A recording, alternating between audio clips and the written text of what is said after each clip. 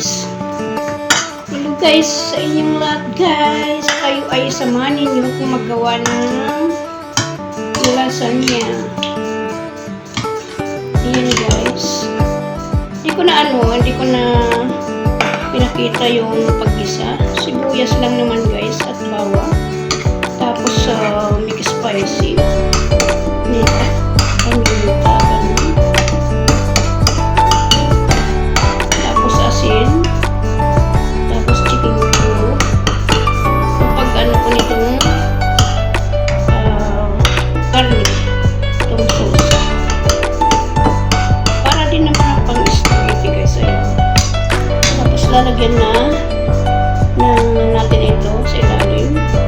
Sa ilalim muna yung karne. Tapos lagyan na natin itong lasagna. Paborito ni Saba. Ayan guys. Tapos lagyan natin ulit siya ng karne sa ibabaw nito. Medyo mahaba nga lang ito guys na aking video. Kasi maraming proseso guys. Ayaw ko mag-edit. Mahirap mag-edit. Kaya i-diretso na lang natin ang video.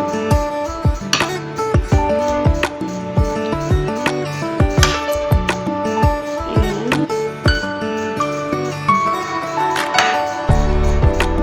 Lasagna.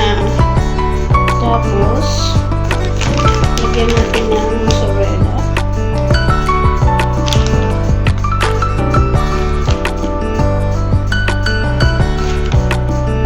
Kailangan maraming mozzarella guys. Masarap. Kaso kulangin ata. Maliit lang yung binili. Tapos lagyan natin ng kaunting oregano. Oregano guys. Ayan. Para masarap at mabango.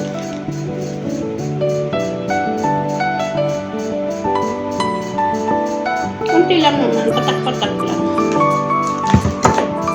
Tapos, lagyan natin ng bisamil.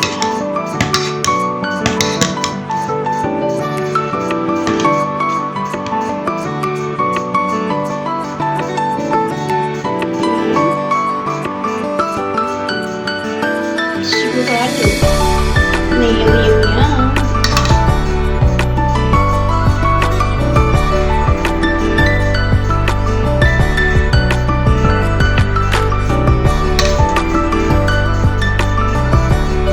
mahaba lang nga lang ang aking video guys.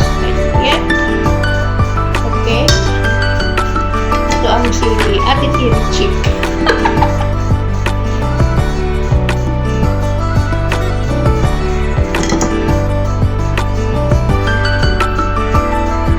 Ayan. Tapos lagyan na naman natin sa ibabaw na lasagna. Malinis naman guys yung ating kamay kasi naghugas naman tayo. Kahit hindi na tayo mag-gloves. Ayos naman yun. Kasi malinis naman yung kamay natin. Hindi tayo mag-ano dito sa pagkain na marugi ang ating kamay. Tapos lagyan na naman natin sa ibabaw ng karne.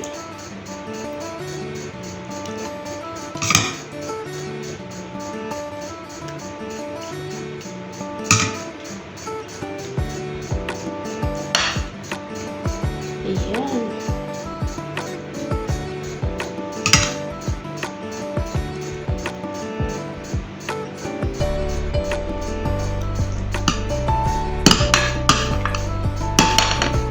Kailangan ipulido guys para masarap. Ayan. Lagyan uli natin ng mozzarella. Ganun lang naman ito guys. Para mas masarap pa, maraming mozzarella. Kaso konti lang yung binili nilang mozzarella. Maliit lang pala. Ayan, maliit lang. Pero mayroon na bumili ngayon ng malaki. Pero ito na muna akong gagamitin na binili na una. Kasi mas masarap ito pag marami talagang cheese.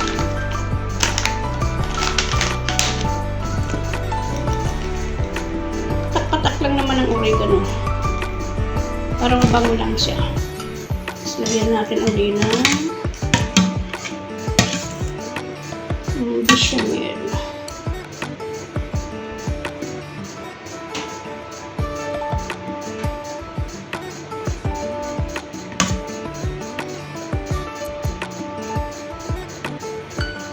Para pag hiniwa siya, yummy. Yan. Tapos lagyan na natin, may natira pa, lagyan natin sa ibabaw.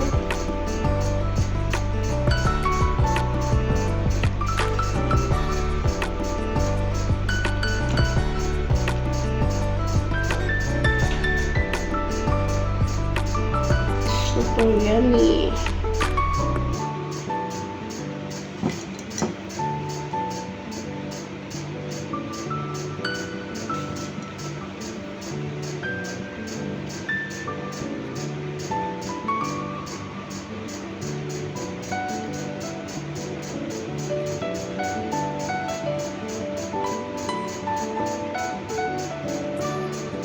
Tapos, lagyan natin uli ng karne.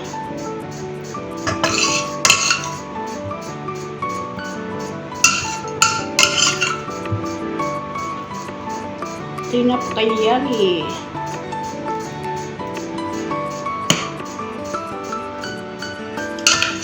Ilasan niya.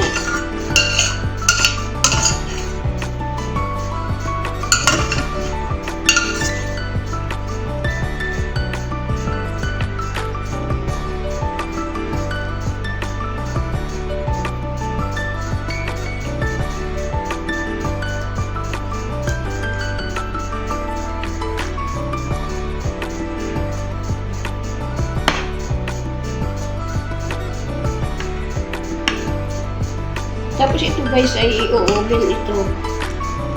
Pakuluan muna ng kaunti para malusaw yung cheese. Pagkatapos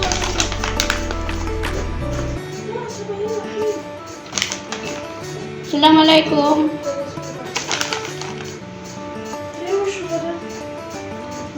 Laham Oreo. Tayo pa baby.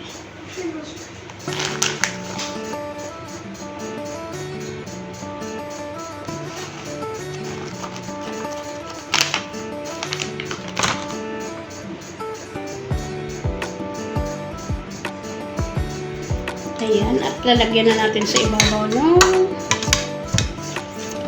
Ayan, ilapit ko na nga yung kaldero.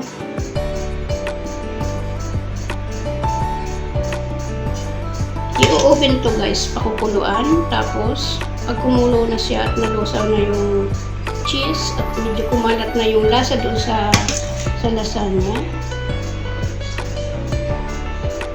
Tapos, papatayin na yun. Tapos, sa ibabaw naman. Sa ibabaw naman guys yung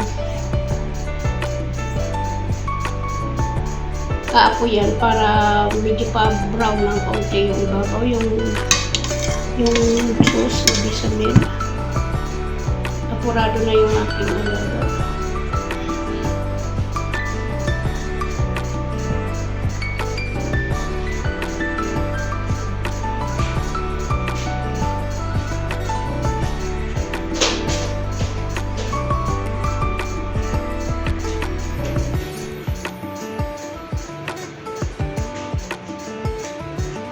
Ganito lang naman ito guys.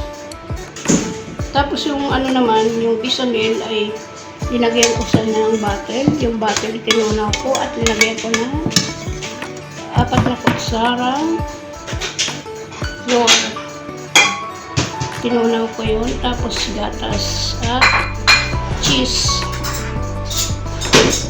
Cream cheese. Ayan.